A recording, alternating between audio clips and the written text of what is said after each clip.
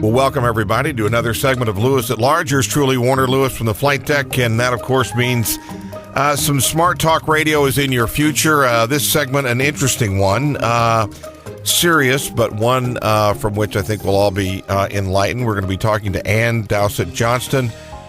Who is Dowsett Johnston? She is, she's many things. She's the winner of 5 National Magazine Awards, a Southam Fellowship, and the Atkinson Fellowship in Public Policy in 2011. She's modest, but she's a gifted writer, editor, and public speaker. She has a distinguished record in a variety of publications. She was editor-at-large at Maclean's Magazine and vice principal at McGill University. She most recently was an Atkinson Fellow in Public Policy. She wrote a 14-part series on women and alcohol appearing in the Toronto Star, which has garnered and gathered quite a bit of acclaim. We're going to be talking specifically today about a new work called Drink, the Intimate Relationship Between Women and Alcohol. And with that as a setup, Anne, how are you, my friend? Very well. Thank you for having me. Good. Interesting to me. We have talked about issues facing women. We've talked about alcohol issues. We've never had an entire show or segment focused specifically on that, but this is one, at least in your opinion, that's something we need to be very aware of and need to get focused on. Yes, what's happening is women are closing the gender gap in terms of risky drinking. I won't say in terms of alcoholism, but in terms of risky or binge drinking, women are closing the gender gap. And what's interesting is it's the more professional and more educated the woman, the more likely she is to be doing so, which raises a lot of questions, which I address in my new book, which is the whys. Why is this happening? Is it a matter of perfectionism and blowing off some steam, or is it more an issue of dealing with depression and stress, anxiety? Many questions. Certainly there is a very interesting feminized drinking marketplace out there right now with wines like Mummy Juice and Girls' Night Out wines and Cupcake and Skinny Girl vodka. So it's a fascinating time to look at the subject.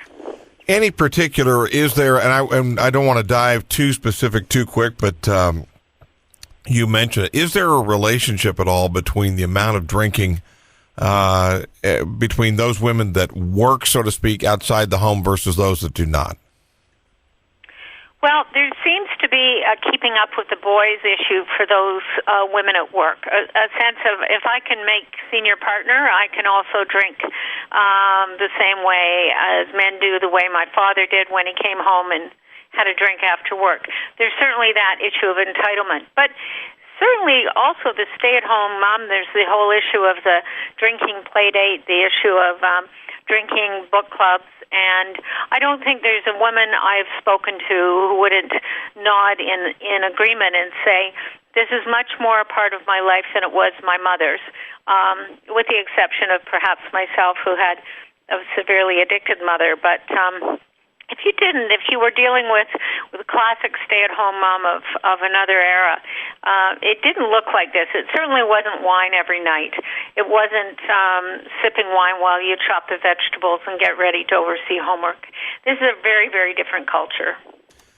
And again, a lot of this, you're writing from a perspective of someone that also had issues with this herself. I think this would be some good background here at the beginning. Share with our listeners some of the issues you faced. Right. I was the kind of person who would have a drink, a glass of wine while I, as I said, prepared the evening meal, oversaw my son's homework, and was never missed work, always very high-functioning professional. And I was fine in my 20s, my 30s, and my 40s. And in my 50s, I hit empty nest syndrome. I was lonely. I took a geographic cure and missed and changed cities and took on a very big job. And I hit the wall in terms of loneliness and would drink secretly at the end of a very long workday. And when it started being 3 and 4 glasses of wine and then 4 and 5 glasses of wine, I took myself to treatment. I'm 5 years sober. What was there such a thing? If you're comfortable with it, share sort of. Was there a bottoming out moment, or was there just a general overall awareness that overcame you? I think my story is pretty classic, where I knew I had a problem. My cousin was killed by a drunk driver, and I said to myself, what else do I need to lose to alcohol? I will quit. And as soon as I said, I will quit, I had trouble quitting. I started a drinking diary and started to mark down every day what I had to drink. And I'd get up in the morning and say, today I'll only have one. And instead I'd have three. Or today I'll have none, and instead I'd have two. And I realized this thing was bigger than me. I was in trouble. I was depending on alcohol. I was using it not just to relax, but to numb. Depression in my case. And that's a very common female picture.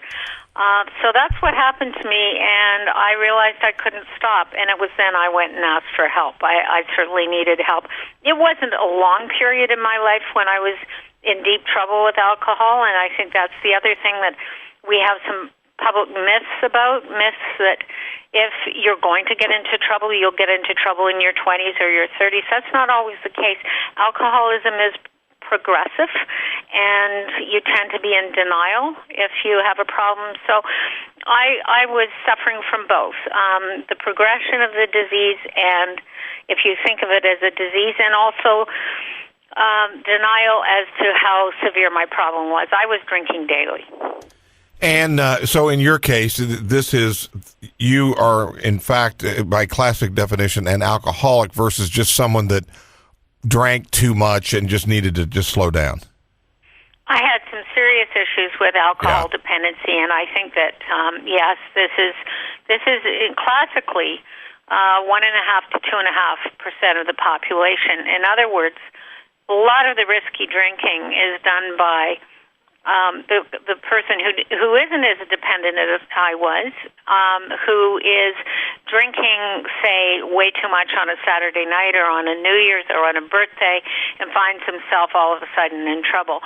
That is a really common face or figure at the emergency room of your local hospital, is someone who is not alcohol dependent but gets into trouble with alcohol. And of course, the Center for Disease Control in January talked about the huge epidemic in binge drinking on the part of girls and women in the United States, and said it was a much bigger problem than anyone accepted or understood.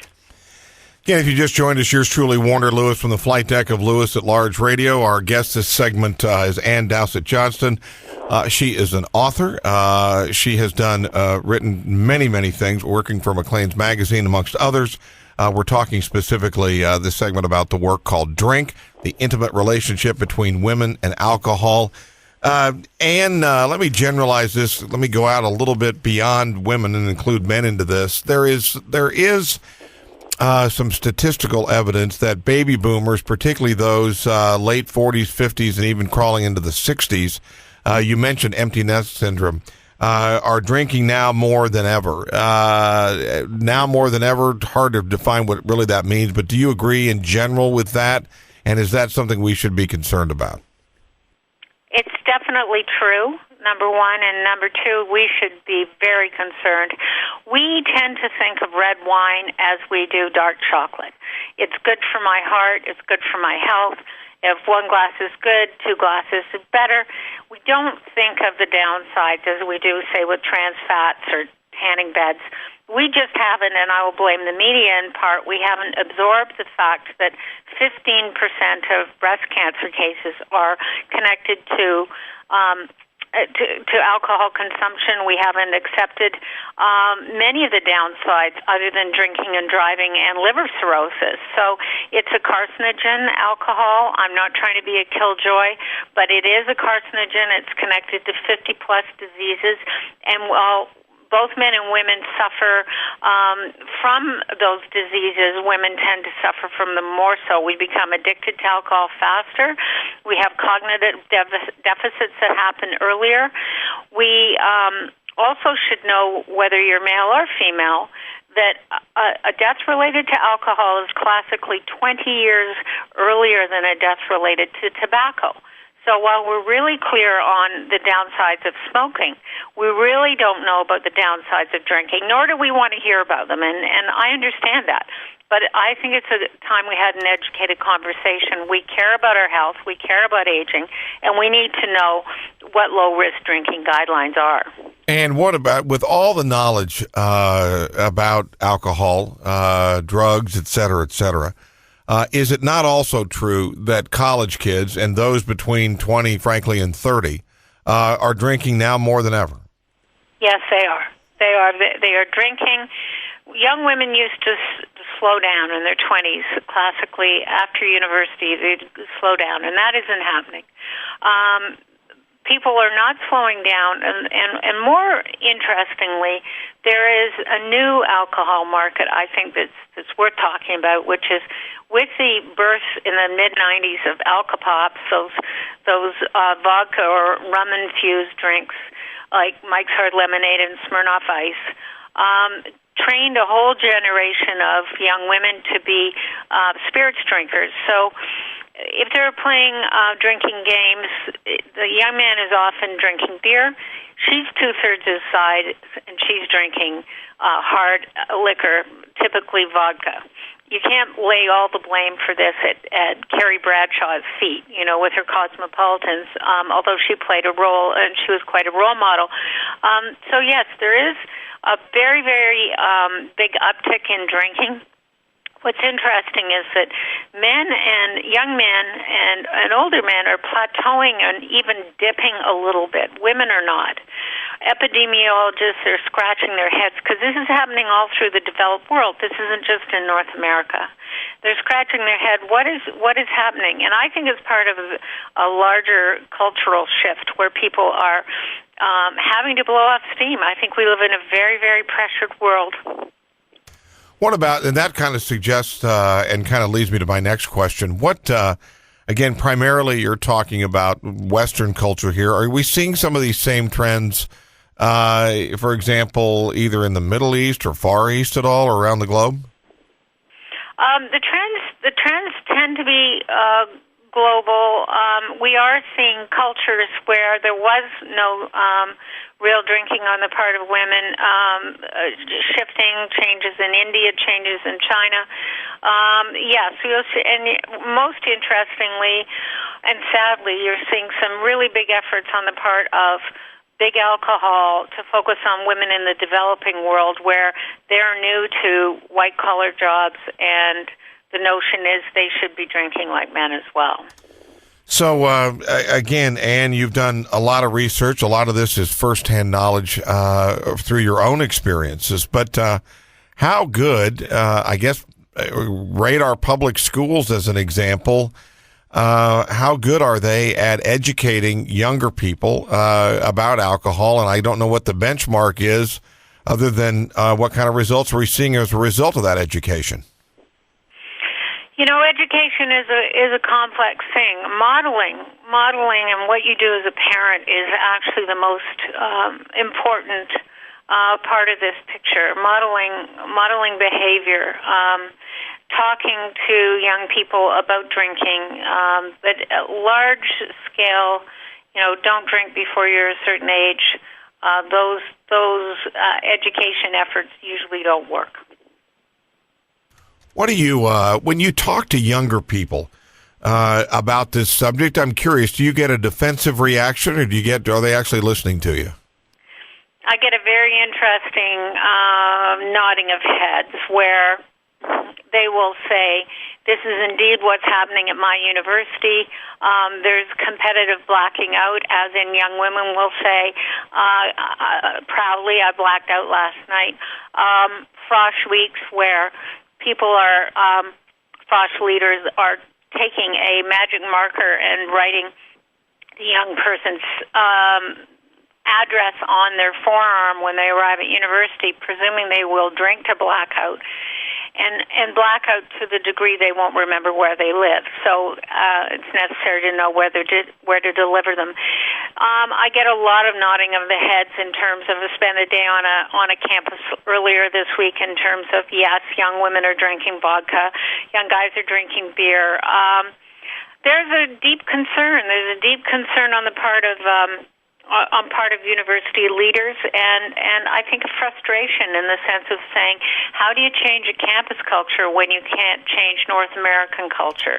So I think this is a broader cultural challenge, something that you see some of the finer universities taking on, Harvard and Yale and Stanford, in a group called the Learning Collaborative NCHIP, started at Dartmouth. But, this is a challenging question. One thing I've heard most strongly is parents who think that they can't speak to their son or daughter in the last year of high school and talk to them about the drinking thing are wrong. There's a great guy named Rob Teresi out of Penn State who says, no, you must have that conversation, and it's important you have this conversation. It's a challenging thing to watch a young son or daughter go off to university and not know what's going to happen on this level. And the tobacco industry was obviously very vilified, chastised, enough so that while it's considered voluntary, there's no cigarette advertising on television or radio to speak of. What about the alcohol industry? Are they? Do we point the finger at them and say you're marketing, like you were talking earlier about all the sort of the sexy appeal, the sex appeal of alcohol and the fun appeal of it? Are we at that level yet where we need to start restricting the advertising? I think we are, although I think restricting it would be next to impossible. What is happening is something called pull marketing, and that's pull as in pull you in, and it goes like this. You're a young person, you sit down at your computer, you turn on Facebook or YouTube or Twitter, and you seek out the various alcohol companies. You may be underage, you're likely underage, you're interested in this, and that's how they're corresponding with you. They become a person and they are emailing you back, they're dealing with you via Facebook. You're not sitting on a couch tuning out a commercial when you're watching your favorite television show. You're actually engaging with them in a really proactive way, and I'm not sure that's under the radar. That's it's not expensive to tweet, and this is how a lot of marketing is taking place right now, especially to a younger market. And there really is no way to regulate that. I think I would say to the alcohol industry, do no harm, but that's a big and challenging request, and one I think they're not going to listen to. So there's an enormous upside for them, and it's a very successful way of advertising and has huge appeal to a whole youth market. Again, you're listening to Lewis at Large. Yours truly, Warner Lewis, once again from our flight deck and our weekly conversations here in this segment. We're talking to Ann Dowsett Johnston. She is a winner of 5 National Magazine Awards and much, much more. We're talking specifically this segment about a new work called Drink, the intimate relationship between women and alcohol. And there's a lot of smart people out there, a lot of dumb ones too, but a lot of smart people that are in the throes of a dangerous relationship with alcohol. What if we are being heard by those that believe they might have a problem or they know someone that does, as they say, what's the first thing they should do, or what kind of benchmarks or warning signals, however you want to frame it, what would you say to them? I think that you need to get help. You're not alone. You need to get help, and you need to. The question I get asked a lot is, I have a wife or a husband or a son or daughter in trouble, and my comment is, say something. You won't be popular for doing so, but you need to speak up. This is a very difficult thing to take on as an individual, very challenging to address, and I believe you can't do it alone. I believe that everyone needs some help, needs some community, needs some comfort and leadership and guidance and hand-holding to get over it. Addiction is a very, very difficult thing. I just turned 5 in terms of my sobriety yesterday. I've been 5 years without a drink, and I know that I'm the happiest I've ever been. And but it is a challenging thing to take on. You're more or less going to change a lot of your life, and certainly if you're using alcohol to medicate or self-medicate issues of sadness or loneliness or depression or whatever it is that you're doing, you're going to have to deal with what is wrong with your life without that medication, and that takes some guts and some gusto, and you need all your loved ones around you. So I heartily applaud anyone who's willing to do it, and I just say, don't do it alone. Again, in this whole issue of awareness, and you touched on this earlier, the idea that men abuse alcohol is probably not terribly new. And yes, people are aware women do, but you're saying the extent of this, it's almost like an iceberg. You see a little bit of it, but the real issues lie underneath. Is there necessarily, do you think, more denial with women, or maybe society in general, that groups of women do have problems? Yeah, I think that we've been most uncomfortable with talking about our own issues with alcohol. I think, a man can still be somewhat masculine and have a little too much to drink. He might be a bon vivant. We think he's perhaps a super guy. A woman who drinks too much is just plain sloppy, and I think culturally we're very uncomfortable with that. I also think we tend to other the problems. If we're drinking too much, we tend to say we're just drinking like the French or Italian and celebrating. But I think these issues we're very uncomfortable about. I think, we look at a person who's addicted, and it's shameful. We tend to see it as a moral failure rather than something that is just an affliction and something that needs some empathy. So culturally, I think we're very hard on all people, but especially hard on women, and especially hard on mothers. It's very, very difficult to confront your addiction, to confront the reality, and to, as I have with this book, come out and say, this was me. This is the trouble I got into. I've turned my life around, but this is what it is. There is so much stigma, and I'm determined as part of a recovery movement to called Faces and Voices of Recovery, which started in Washington and is a very interesting group, to lend my face to try and do for addiction what has been done with mental health, which is to reduce the stigma and say you can be healthy, you can be a healthy, happy human being and put addiction behind you. But we, as a culture, as a continent, I think, are wrestling with that notion. Well, this is a subject unfortunately, we're not going to solve it here. What we're trying to do here is give some exposure to a very important issue. It affects all of us at many different levels. It affects us from the fabric of society, of the family, economically. We've been talking to Ann Dowsett Johnston. She is a journalist, but in this particular segment, we are focusing on a unique battle that she had herself, and it has culminated in a work called Drink, the Intimate Relationship Between Women and Alcohol. And as we start to wind down here just a little bit, you talk about getting help. Is there a particular helpful resource or 800 number or website, for that matter, that you think is particularly effective and a great place to start? Yeah, I think that it's important to realize that, especially when you're talking about women in addiction, but all people who have families, sometimes going to treatment is not the easiest thing to do. Only about 40% of people really do need treatment.